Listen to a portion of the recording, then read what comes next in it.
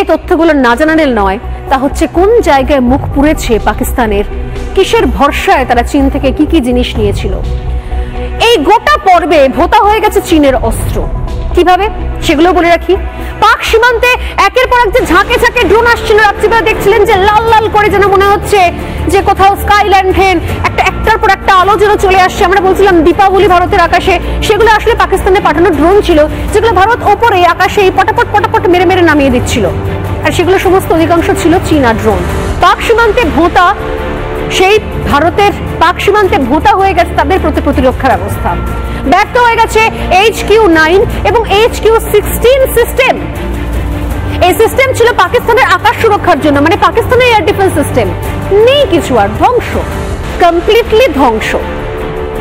পাক আকাশ সুরক্ষা ব্যবস্থা HQ-9, এই HQ-9 কিন্তু চীনে তৈরি প্রযুক্তি, চীনে তৈরি HQ-9 এবং HQ-16 এই সিস্টেমটা তৈরি হয়।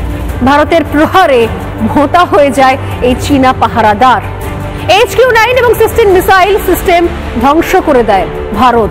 শুধু তাই নয়, যে ড্রোনগুলো পাঠিয়েছিল চীন, এখন জানতে পারা যাচ্ছে সেই ড্রোনগুলো নাকি রাতকানা ড্রোন ছিল, অর্থাৎ ছিল নাকি রাত্রিবেলা দেখতেই পায় না, আধা দেখে আধা ঝাপসা।